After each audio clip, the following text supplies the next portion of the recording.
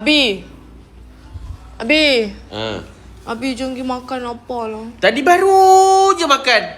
Itulah kat luar negara tak nak makan. Sampai je Malaysia, sehari kami golek seekor. Ni kena kahwin siapa ni? Kena kahwin siapa ni? Mana ada kena kahwin? Dia tak ajak kita pun tiba-tiba nak masuk. Kena kahwin pun boleh lah. Bukanlah ni buffet nostalgia Mak Kimbong 2006 tau. Abi tahu apa? Cepat. Kimbong? Siapa Kimbong? Tak tahulah siapa lah, jom lah. Kenapa saya tak bagi tahu habis? Semua orang pakai baju Melayu. Cakaplah ni buffet Ramadan. Oh, saya tak cakap Yelah. Tak apa. Malulah biang.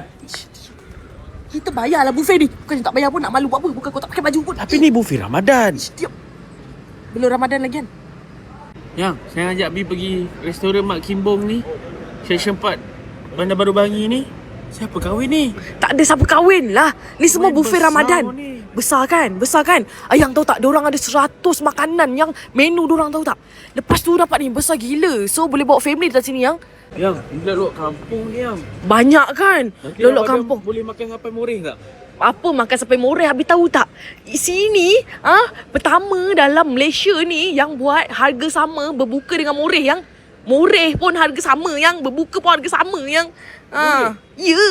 Habis nak solat pun ada surau nanti kat sana. Semua ada. Yang, ni bulan puasa ni kena datang last minute ni. Tak boleh datang awal. Kenapa? Terelio habis kalau time bulan puasa datang awal. Terbatal tengah. Apa kau ni? Iman kau tak kuat ke? Tak habis lagi yang. Ingatkan kat dalam je ada. Kat luar pun ada.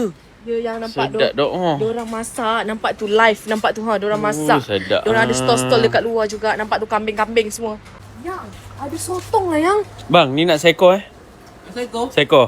Bini saya pelahap. Abi dekat sini kan kalau tak nak makan nasi pun tak apa. Sebab ada spaghetti lah, ada bihun sup lah, semua ada yang. Lagi saya nak makan apa?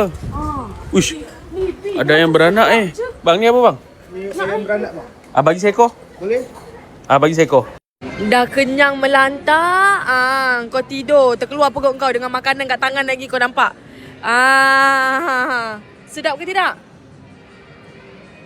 Boleh datang lagi? Sebulan datang sini puasa. Boleh? Sebulan datang sini puasa. Dah pergi bayar. Mengecek-mecek dah tu. Pergi bayar.